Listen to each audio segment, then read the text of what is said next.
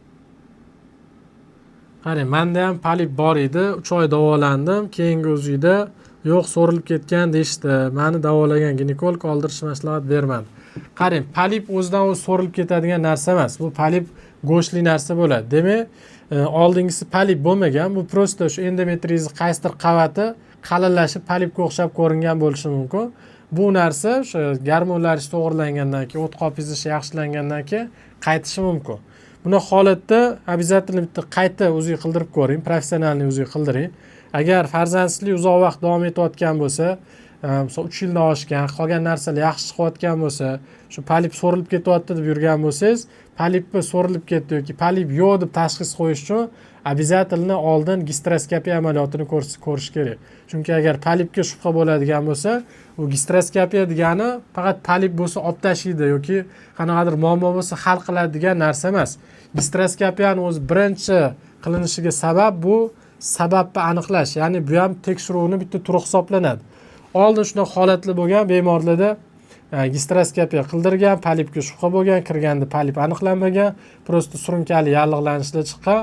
Endi polip yo'q ekan, gistroskopiyada polip chiqmadi, endi pulimni qaytarib berasizmi degan holatlarni ko'rganmiz. Bu gistroskopiya birinchi o'rinda tekshiruv uchun. Mana misol uchun turbangiz rentgen qildirdingiz, turbangiz ochuv chiqdi. Turbangiz ochuv chiqdi deb bo'ldi, men turbam ochiq ekan, rentgenning pulini qaytarib bering demaysiz-ku. Rentgen qilish uchun, bu tekshiruv uchun xarajatini qildingiz, bo'ldi. Bu sizga tashxis qo'yib berdi. Bu gistroskopiya ham xuddi shunaqa narsa. Bachadonning ichiga kirdi, polip bormi, yo'qmi? Bu polip yo'q ekan deb sizga diagnozingizni tasdiqlab berdi. Shu narsa bu birinchi o'rinda diagnostika uchun kerak. Ikkinchisi, polip bo'lsa, o'sha jarayonni o'zida hal qilib chiqilinadi. Bunga ortiqcha xarajat yoki pul to'lamaysiz. Bu shu taraflari bor. Keyin bachadonning ichida polipdan boshqa narsalar bo'lishi mumkin. Surunkali endometrit, giperplaziya, qalinlashish, mayda-mayda endometrioz achaklari, adenomioz achaklari bo'lishi mumkin. Bu narsalarni ham gistroskopiya sizga aniqlab beradi. Ya'ni boshqa muammolar bo'lsa ham aniqlab berishga, sizga tashxis qo'yishga yordam beradi. Mana gistroskopiyada yaxshi chiqqan bo'lsangiz, bu sizga yana ham motivatsiya beradi. Ya'ni bo'ldi, hamma narsa yaxshi degan ekan, o'zida yaxshi degan ishonch hosil bo'ladi. Bitta bemorimda shunaqa holat bo'lgan, 3 yil tabiiy homila bo'lmagan. Gormonlari zo'r chiqqan. Erlarning urug'ini to'liq tekshirganimizda, DNKlari bilan ko'rganimizda yaxshi chiqqan.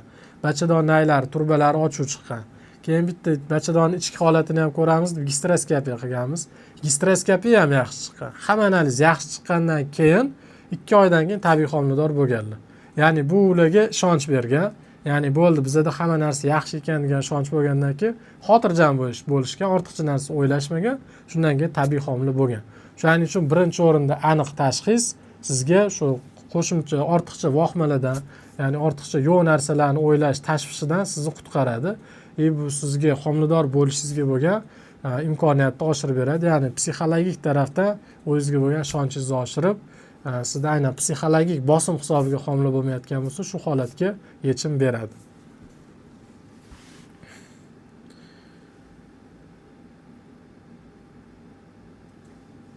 O'z bitta patsiyentim yozib qo'ygan ekanlar. Polip so'rilmaydi, yaxshilab tekshirtiring, oldiring yaxshisi deb. Yaxshi, mana patsiyentlarim aqlli, bu men kelgan patsiyentlarimdan deysiz.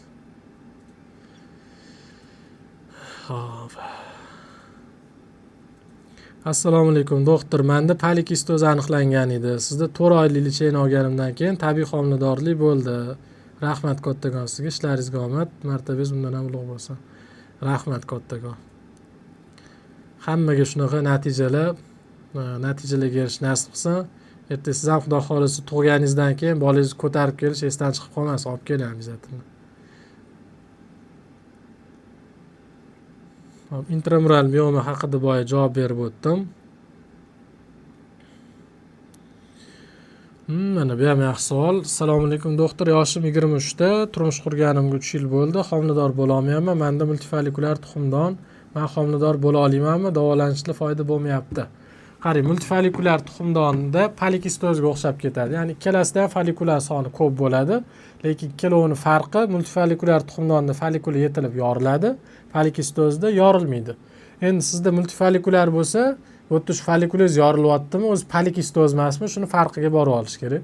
Agar haqiqatda multifolikulyar tuxumdon bo'lsa, buni sababini aniqlash kerak. Ya'ni qalqonsimon bezda, buqog'ingizda muammo bormi bosh miya gipofizda muammo bormi, prolaktiningiz balandmi yoki shu tuxumdonlaringiz o'zida qanaqadir muammolar bormi, shuni aniqlash kerak.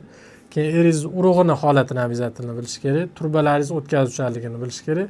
Kerak bo'lsa, shu aytganim 3 yil bo'lgan bo'lsa, bachadonning ichki holatini kamera bilan ko'rib turib, keyin aniq diagnoz, aniq xulosa qilish kerak. Bu sizga hozir tabiiy homilador bo'la olmayman, bo'la olmaysizmi degan savolga javob berish uchun shu aytgan narsalarimni обязательно qilib keyin javob berish kerak. Agar bu yoqda qanaqadir jiddiy muammo, eringizda ham muammo, jiddiy muammolar bo'lsa, tabiiy homiladorlik kechikib ketadigan bo'lsa, keyin boshqa yo'llarni, ya'ni inseminatsiya yoki ekoni tavsiya qilinishi mumkin.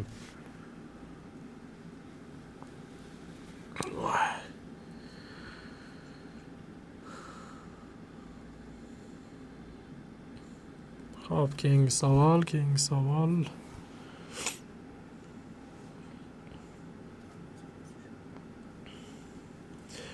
Mana bu ham zo'r savol. Assalomu alaykum doktor, yaxshimisiz? Menda funksionalniy kista bor ekan. O'ng tuxumdonda nima qilish kerak? Laparoskopiya operatsiyasi taklif qilyapti. Bu xavfli emasmi? Tabiiy davolasa bo'ladimi? Nima qilishim kerak? Hop, savolni to'g'ri qonun bergan ekansiz. O'ylaymanki, hali operatsiya qildirib yormagansiz. Chunki funksionalniy kista degani o'zi nomi bilan funksional, ya'ni funksiya, organizmning qaysidir funksiyasi buzilgani hisobiga paydo bo'ladi. Funksiya joyiga kelgandan keyin u kista qaytib ketadi. Ya'ni funksional kista so'riluvchan kista hisoblanadi. Buni hech qachon operatsiya qilish kerak emas. Ya'ni qaysi kistalar o'zi operatsiya qilinadi? Birinchisi, endometriozniy kista homilador bo'lishingizga xalal berayotgan bo'lsa, razmeri 7 sm dan oshgan bo'lsa, sizda juda kuchli og'riqlar berishi yoki yorilib ketish xavfi bo'lsa, kista yoki yorilib ketgan holatlardagina operatsiya qilinishi yoki eko jarayonida kista folikulingiz terib olishga xalal bersa yoki kista bolani bachadonga qo'ygandan keyin uni rivojlanishiga xalal bersagina operatsiya qilish kerak. Endometriozniy kistada, funksionalniy kistada emas. Keyin shu dermoidniy kista degan narsa bor, u ham odatda so'rilmaydi. Buni ham razmeri kattalashib, homilador bo'lishga yoki homilaning o'sishiga xalal berayotgan bo'lsa, buni ham shu operatsiya qilish kerak bo'ladi. Funksionalniy kistaga hech qachon tegilmaydi. Qaysi doktor operatsiya qilish kerak bo'lsa, g'irt ahmoq doktor aka. Unaqa doktordan tez qochib, funksionalniy kistadan prosta hech nima qilmay, dori-pori hech nima ichmay o'zi so'rilib ketadi bir oyda. Endi qayta kista bo'lib qolayotgan bo'lsa, unda shu gormonal holatingizni bilib, ularni to'g'rilasa, xudo xolisa qayta kista bo'lib qolmaydi.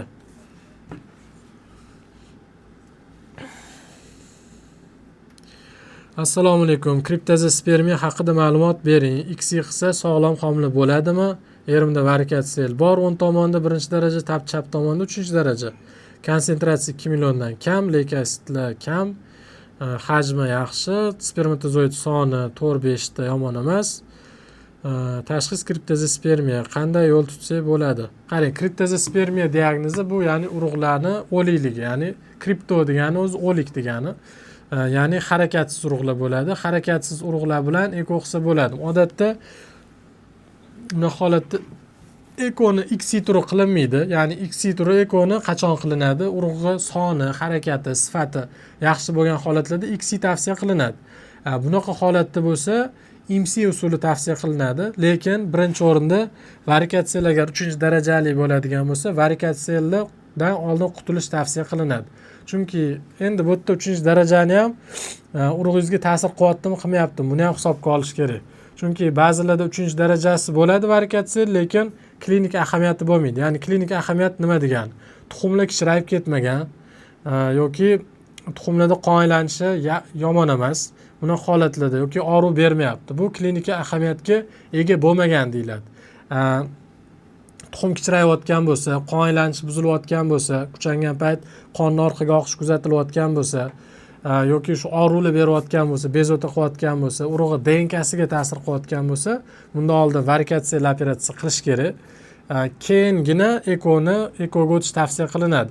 Chunki bunda urug' sog'lom, DNKsi sog'lom urug'larni chiqish ehtimoli oshadi, ertaga eko qilinganda sog'lom embrion bo'lish ehtimolini ham oshirib beradi. Endi sizning holatingizda varikatsiya bo'lsa, birinchi 3-daraja varikatsiya operatsiya qildirasiz. 3 oydan keyingina eko boshlasa bo'ladi. Faqat ekoni ham XY emas, IMSI turini qilish kerak. IMSI mikroskopi hozir O'zbekistonda Men biladigan joy bizani klinikada bor. Hali boshqa klinikada bor deb eshitmadim. Ko'pchilik bu narsa pulidan qochib olib kelmaydi, lekin bu natija uchun juda katta ta'sir qiladi. Ya'ni erkak kishining urug'ini sifati pasti, ularda X qiladigan bo'lsa, sifatsiz embrionlar chiqish ehtimoli oshib ketadi. Shuning uchun ekoni IMSI turi bor yoki PIXI turi bor, DNK fragmentatsiyada muammo bo'lsa, mikrochipi bor. Shunaqa yaxshi laboratoriyali embriologiyasi kuchli eko klinikani topib shu yerda eko qilinishi kerak. Shunaqa.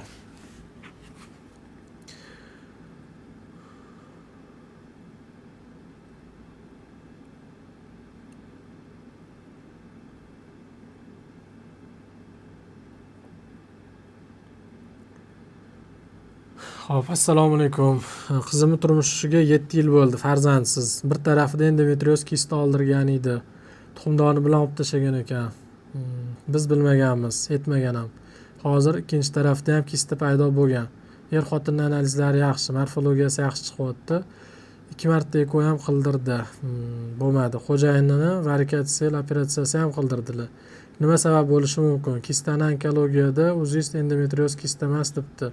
Nima maslahat berasiz? Tabiiy homilador bo'lishi mumkinmi yoki yana eko qildirish kerakmi? Qizim 97-yil.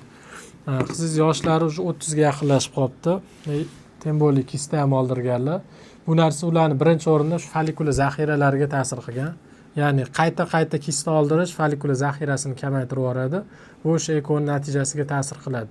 Afsuski buni holatlarni ko'p ko'ramiz. Prosta appendisitni ochib turib kistasini olib tashlagan holatlar ham bo'lgan. Kecha o'tgan kuni bitta bemorimda shunaqa bo'ldi. Shu appendisitni ochishgan, kistani ham olib tashlashgan, tuxumdonni ham bitta qismi ketgan. U zaxira kamayib ketgan. Keyin boshqa operatsiya, misol uchun kista olinmaydigan holatlar, mana boya aytgan funksionalni kistani operatsiya qilishmoqchi bo'ldi. Bu umuman noto'g'ri narsa. Faqat cho'mtani o'ylab, pulni o'ylab qilinadigan narsa emas.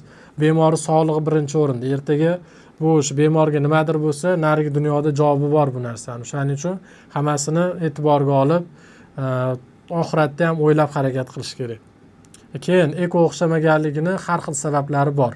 Erini shu urug'ini sifati past bo'lsa, endi bu yerda yaxshi debsiz, haqiqatda u morfologiyani to'g'ri tekshirganmi o'zi? 4% Kruger bo'yicha tekshirganmi? Urug'i DNKsida muammo bo'lishi mumkin. Buni ko'rish kerak.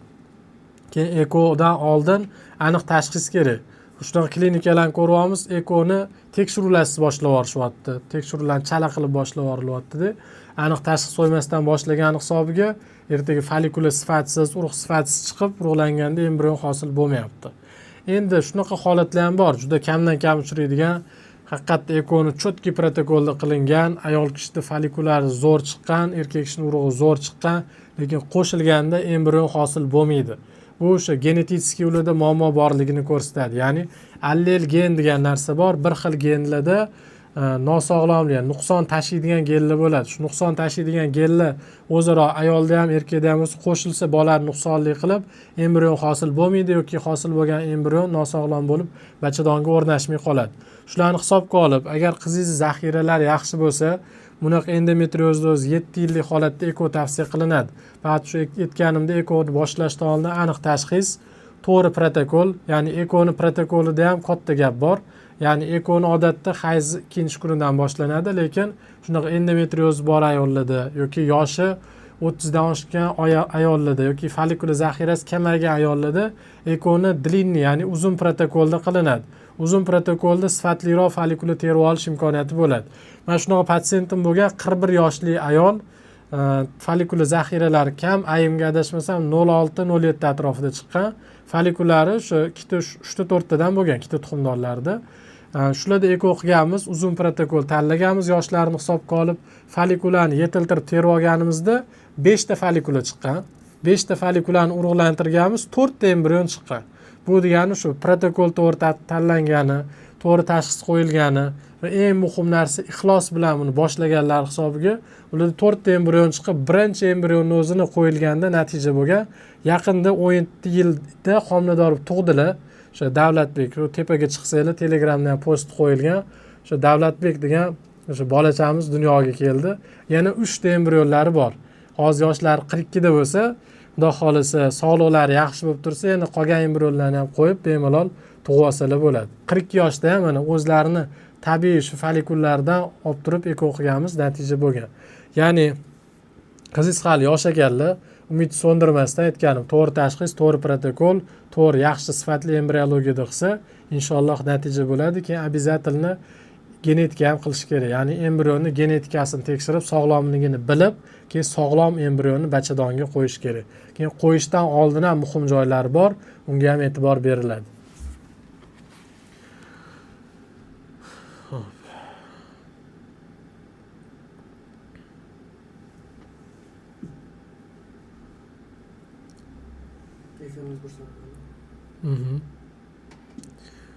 Hozir yana bitta ikkita savol bilan efirni xudo xolisa tugatamiz.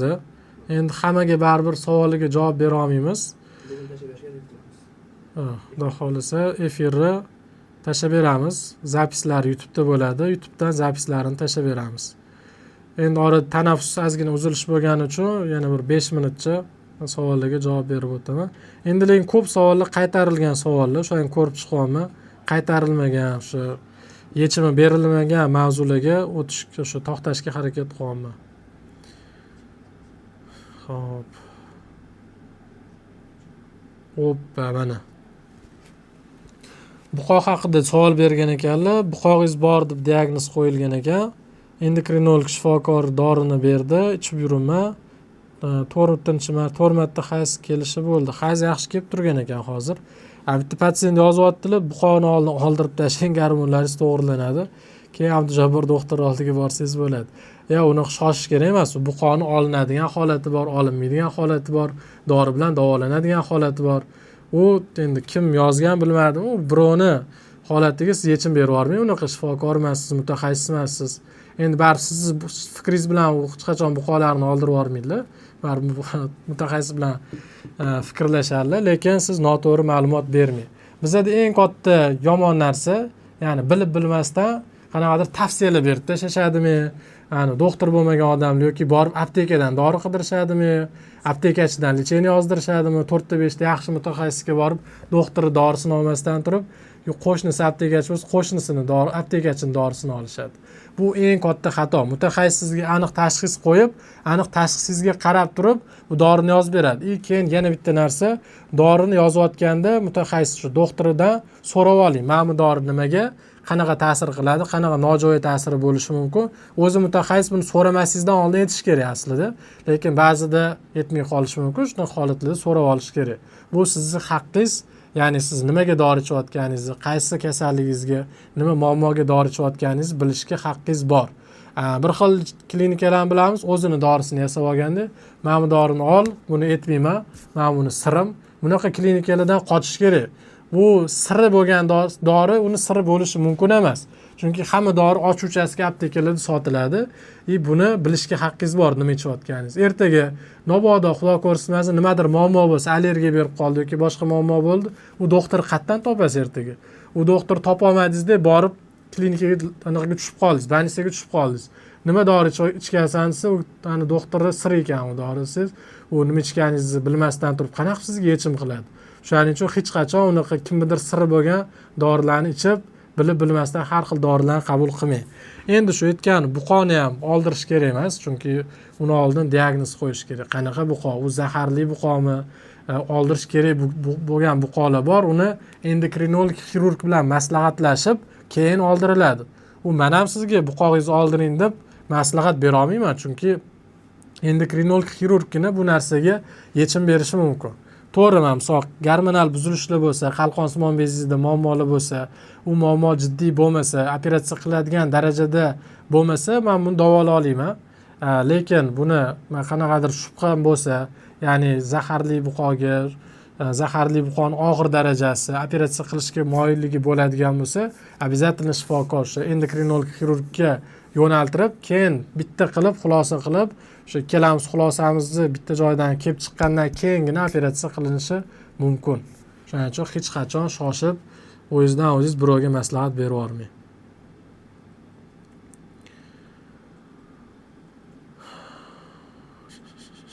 Keyingi savol.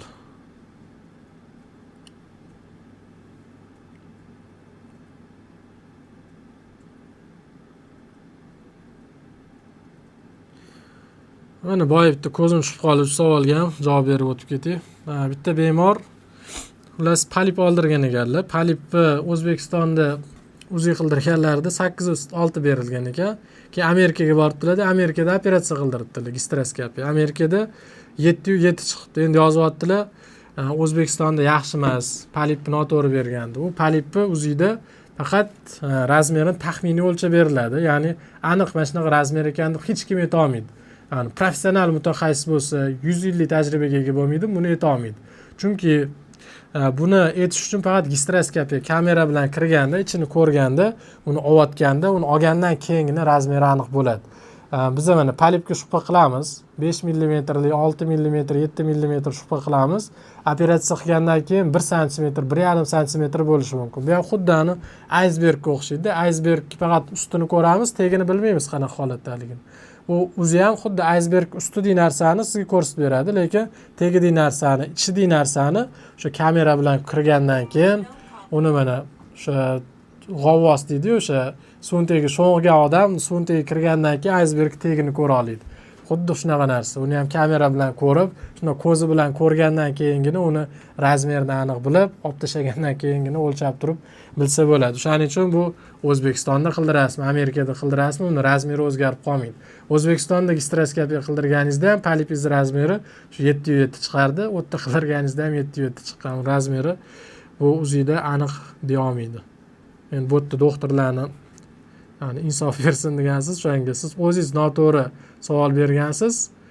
Shu noto'g'ri savolingizga men buni holatda to'g'ri javobini berib ketishim kerak. Chunki ko'pchilik shu narsani noto'g'ri tushunadi. Xo'p, endi jonli efirimizni shu joyda tugatamiz. Xo'p, jonli efirda ko'p savollar bor, javob berilmagan.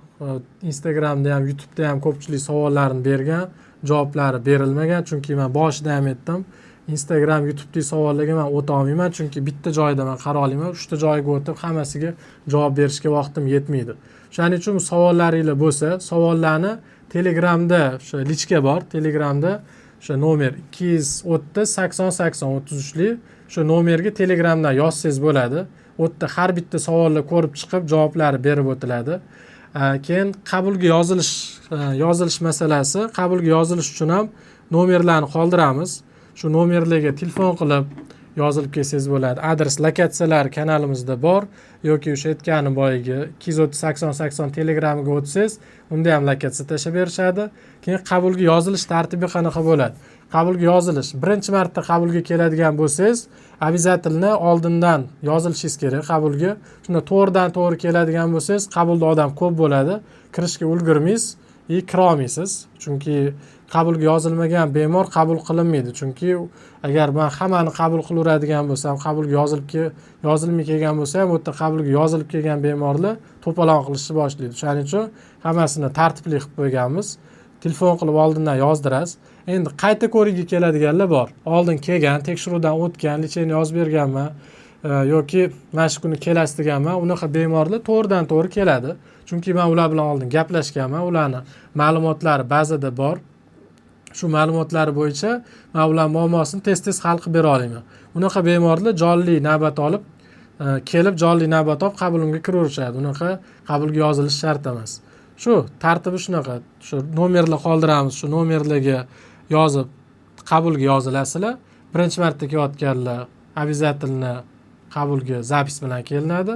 Qayta ko'rikka kelib jonli navbat olib kirasizlar. Qayta ko'rikka keladiganlar qabulga yozilishinglar kerak emas. Shuna holatda kelaverasizlar. E'tibor uchun rahmat. Jonli efirimiz shu joyda tugatamiz. Jonli efirimiz YouTube'da zapisi bor. YouTube'da zapisini o'tib ko'rib olsanglar bo'ladi, xudo xolisa. Keyin savolingiz aytganimda qolib ketgan bo'lsa, shu Telegramdan yozasizlar. Har bitta savolga ko'rib javob berib chiqiladi. Yana sizlar bilan shunaqa chiroyli, zo'r jonli efirlarda ko'rishguncha xayr. Jonli efirlarni iloji boricha ko'proq qilib turishga harakat qilaman. Hali jonli efir bu oxirgisi emas. Inshaalloh yana vaqtimiz bo'lishi bilan, imkon bo'lishi bilan yana jonli efir qilamiz. Savol qolib ketganlarga shu payt savollarga javob berib o'tamiz. Agar yana qanaqadir qo'shimcha savolingiz bo'lsa, bemalol aytgan nomerlarimga yozishingiz mumkin.